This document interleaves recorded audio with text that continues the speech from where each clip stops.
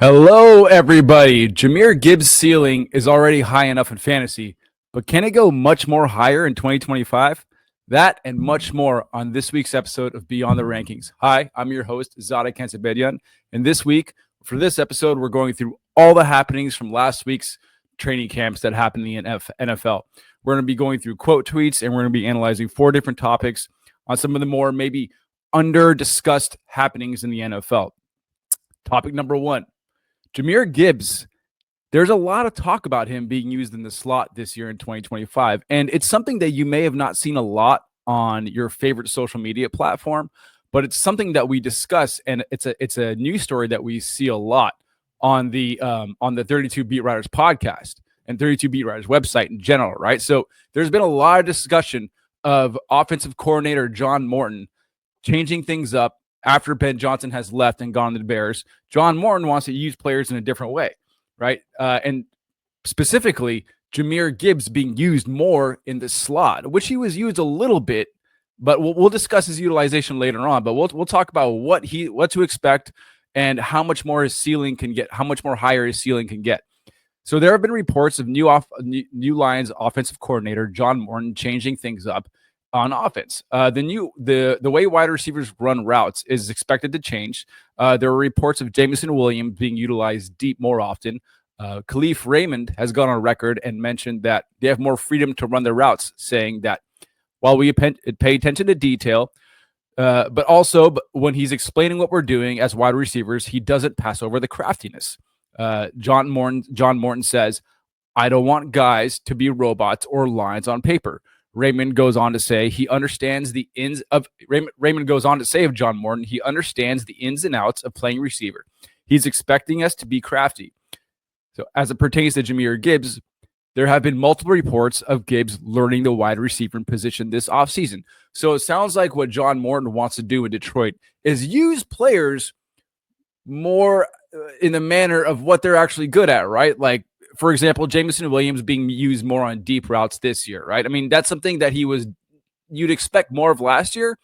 But from what I saw from the film is Jameson Williams running drag routes underneath 2 other receivers running deeper concepts like dagger routes and clearing out deeper defenders, allowing Jameson Williams to work more in the open field and have more grass to eat up. So I think he wants to use receivers in much more dynamic ways this offseason, right? Per Lions beat reporter Colton Pouncey, Gibbs spent part of his time this week with wide receivers coach Scotty Montgomery, running routes for individual drills before rejoining the backs. I've seen the Lions start Gibbs in the backfield and motion him to the slot. I've seen him start in the slot and line up at running back. He's run wheel routes, Texas routes, quick outs, slants, and more while still handling his backfield duties. It's become common to see him share the field with Montgomery too. I'm curious to see how much receiver he plays, but he had 517 receiving yards without this level of emphasis on his receiving skills 1 year ago, right? So what this beat writer Colton Pouncey is saying, he's kind of saying it not in a subtle way that, look, Jahmyr Gibbs has already achieved 517 receiving yards, and he wasn't even playing in the slot last year, right? The slot can produce so much more yardage, and you can tell by like the way he's running routes, slants, Texas routes. Like this is kind of getting to that kind of Christian McCaffrey, like almost Le'Veon Bell-esque type of utilization as far as being utilized as a receiver out of the slot, right? I think Le'Veon Bell was like peak wide receiver performance with Pittsburgh. But Jahmyr Gibbs is creeping towards that, dimension of being a receiver. So Jahmyr Gibbs, he's always been used as a receiver in the NFL in his past 2 years in the NFL, right? He's already been one of the most heavily utilized running backs in the receiving game. In 2024, among running backs, Gibbs ranked top 5 in total targets and top 4 in targets per route run. Among the other 3 running backs that ranked top 4 in targets per route run were Devon Achane, Alvin Kamara, and Breece Hall, right? So that's pretty elite company to be with. If Gibbs expands his route tree and he earns increased playing time in the slot, I mean, it's absolute like liftoff. Like that would be Thanos finding the last Infinity Stone and just snapping his fingers and just kind of vaporizing like the fantasy landscape, right? So over this last 2 years, how did Jahmyr Gibbs get utilized in the slot over his first 2 years in the NFL, right? Well, in 2023, his rookie season, he was ranked 10th in slot targets among running backs. In 2024, among running backs, Gibbs ranked 7th in slot targets. But here's the thing, he only had 7 targets total in each year. So 2023, he had 7 targets out of the slot. In 2024, he had 7 targets out of the slot. The top 3 running backs in slot targets over the past 3 years have averaged 19 targets from that position as opposed to Gibbs' 7 over the past 2 years. Those targets for those top 3 running backs have accounted for an average of 10% of their fantasy production. So it's a pretty, not a huge chunk, but it's still a good chunk. 10% is a lot. 10% is like those final few weeks of the season, that you need. So this indicates that there's potential for Gibbs to grow in that area and add to his fantasy portfolio when you consider his targets that he's gotten over the last 2 years out of the slot. So let's look at some examples of top RBs from the slot, and we can know how to weigh and measure Gibbs against those running backs, and we understand what kind of ceiling we're looking at when we're talking about top running backs from the slot. So last year, De'Von Achane and Alvin Kamara were top 2 in targets from the slot among running backs. No other running back was even close in targets from the slot. Their snap percentage, their total alignment, Achane's total alignment from the slot of all his alignments accounted for 27% of his alignments. So De'Von Achane lined up in the slot 27% of the time. And he had a target per route run rate of 23%. Anything above 20% is awesome. That's high-end target per route run rate for running backs. That's very high-end. Alvin Kamara, he had 18% of his slot snaps were from the slot, and his target per route run rate was 30%, right? So 7% higher than Achane's, right? So these are really high numbers, right? So let's look at Jahmyr Gibbs, right? Jahmyr Gibbs, slot snaps, 9%. Only 9% over the past 2 years. That's under Ben Johnson. A target per route run rate from the slot, 14%, right? 14% isn't horrible, but I mean, if we can get that high-end number, we're talking a really high ceiling for Jahmyr Gibbs. Gibbs would need a conservative estimate of like a 13% increase in slot snaps to get to that ceiling. He need a 12% increase in target per route run rate to get to that ceiling as well. Does he have a possibility of reaching that ceiling in 2025? Possibly. Morton wants to use these guys to the fullest extent. He wants to push the limits of their capabilities, right? And it just seems like with the compounding reports, there's been more than one report of Gibbs being used as a wide receiver from the slot. And this isn't like, it's not a one-off. It's been going on since early July. So it's going to be difficult. It might be difficult to match Kamara and Achane with Amon-Ra St. Brown there. Sam Laporte is more of an intermediate target. But I think Achane has a chance to flirt with the ceiling numbers that I believe Gibbs has. There's a possibility, a path for him to flirt with the ceilings that Achane and Kamara has, right? So Gibbs is already being drafted as RB3. Possibility of him even finishing RB1 without, this increased slot, right? Like slot utilization. But I mean, if he does finish as RB1 with the slot stuff, I mean, he's going to be RB1 plus, right? He's going to be insane. And I have no issue with anybody placing him above Barkley or Bijan Robinson this year. I think he can actually get there. I believe the reports are real. It seems like they're something that they really want to do. In our next story, in our next topic, we're covering the Las Vegas wide receivers, who I feel like have been overlooked in drafts. Late ADPs. This is relevant for redraft leagues and dynasty leagues. First up, let's talk about Deontay Thornton, right? So Deontay Thornton was drafted out of Tennessee and Oregon. He's being selected in the 20th rounds of drafts and should be considered part of every fantasy manager's exit strategy as their drafts come to a close. Like right now, I mean, as far as college goes, like he primarily served as a deep threat at Oregon and Tennessee during his college career.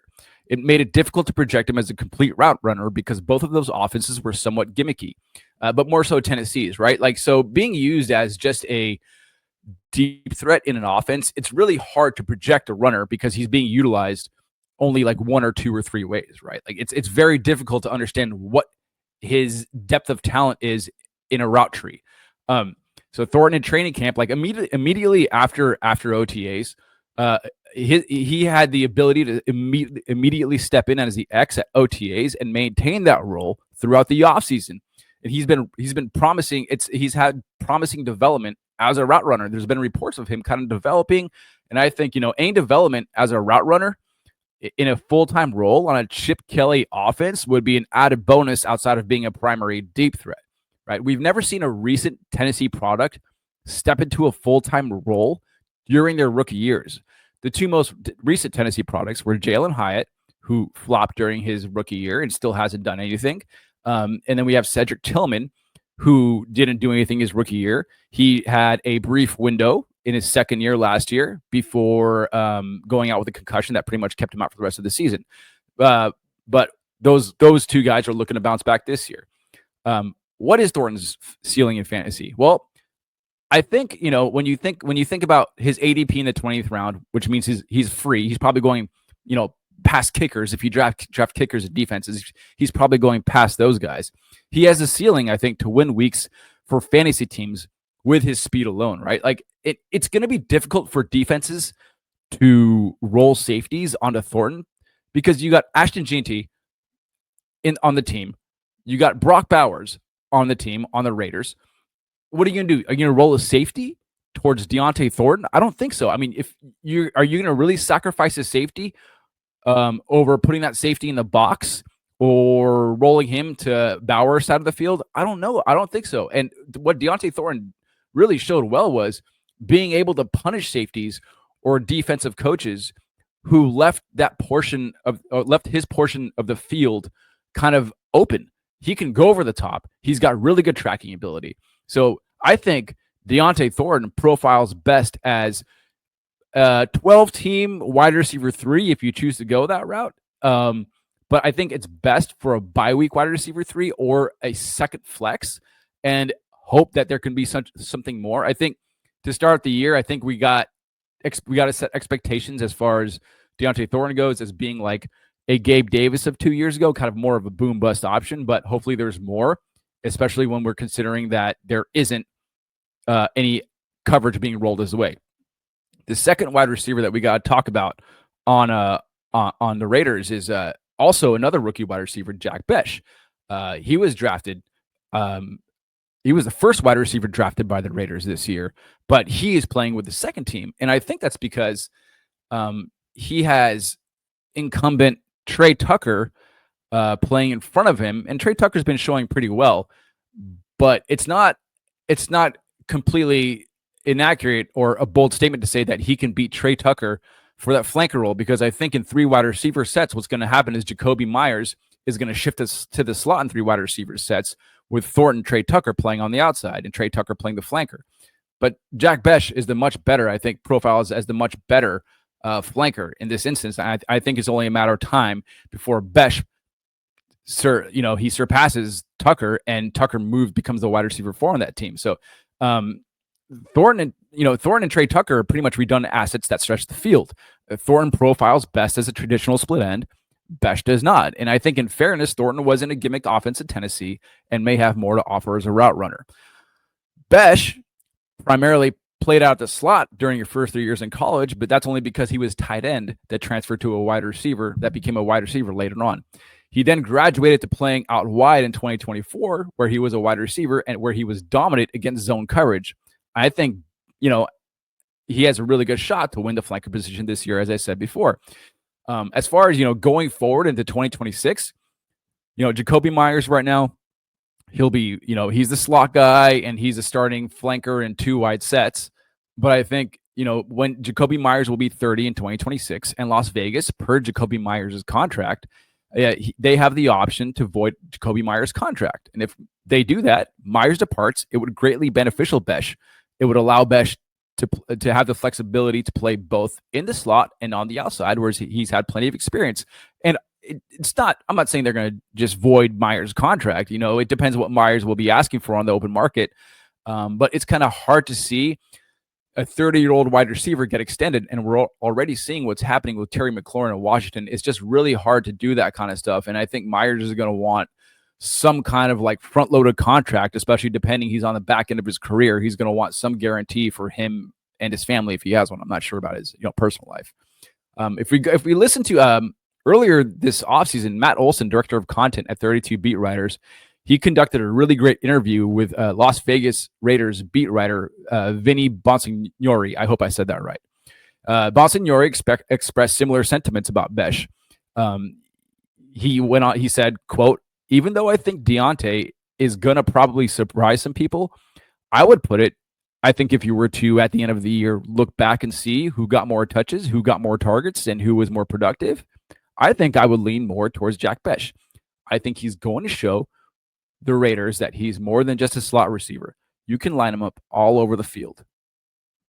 You asked, we delivered a full best ball tournament on Fast Draft, but we do it the Fast Draft way, and it's called the Rabbit, because of course it is. 20-second time clock, 15 rounds. These drafts, they take 20 minutes. That's it. So you get a lot of new people coming in and playing, get a lot of best ball bros playing, exploitable ADPs, no rake. It is the best EV in all of fantasy. You should just go to fastdraft.app, use code FAST. You get a $50 deposit match. These things are a blast, and it's the best use of your funds in all of fantasy.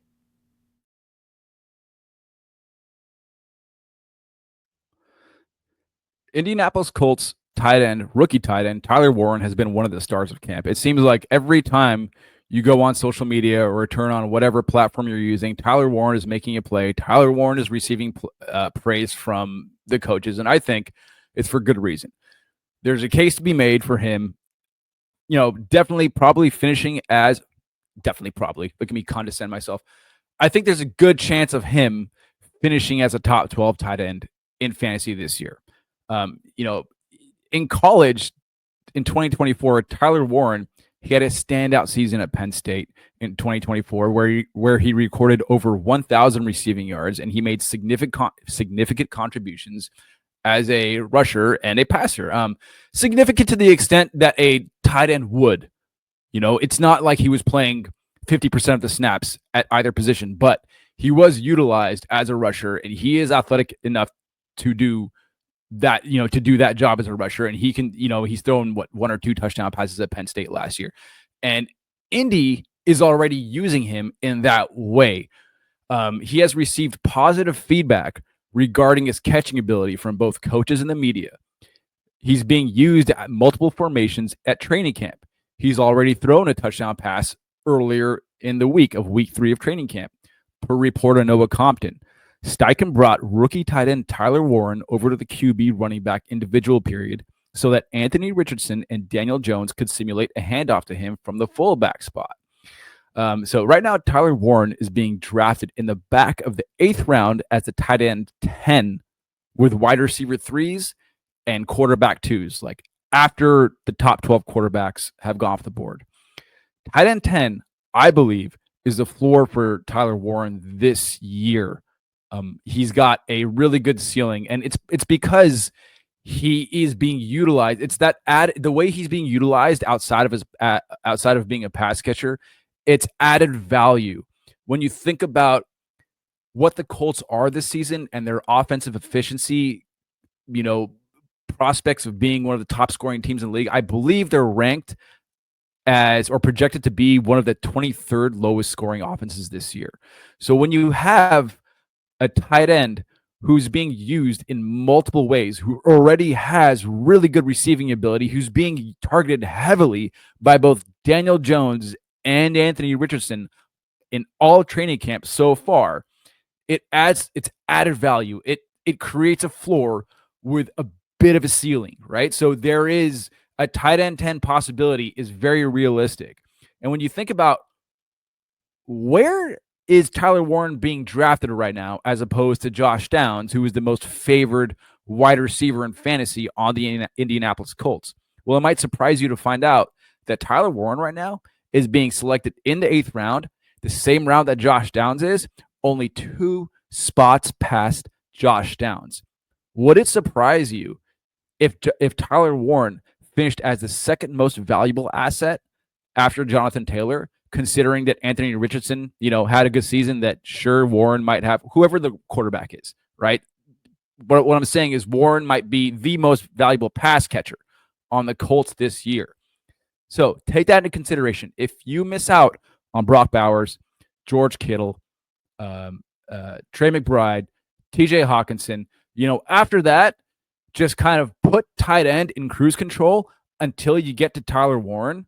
Select him in the 8th round after you've stocked up on running backs, after you stocked up on wide receivers. Maybe you got a quarterback by then. Tyler Warren should be your late round target at tight end. Tyler Shugg has been far from a lock to start the season at Saints training camp. Shugg was a shaky prospect with a big arm taken in the 2nd round by a team desperate for a quarterback. So far in camp, Shugg has been overly timid, and he's been checking the ball down in 7-on-7 drills. Those drills encourage deep shots to wide receivers, right? There's no reason to check it down in 7-on-7 drills when there's no pass rush whatsoever. So he's been struggling. It's a little early to count him out of the race, right? But it's not very promising right now. So far, Spencer Rattler, as far as the 3rd week of training camp goes, it's been all Spencer Rattler pretty much the entire way. He stood out as the best quarterback and is trending as the week 1 starter. Rattler began working with the first team on the 27th of July, and he hasn't really slowed down.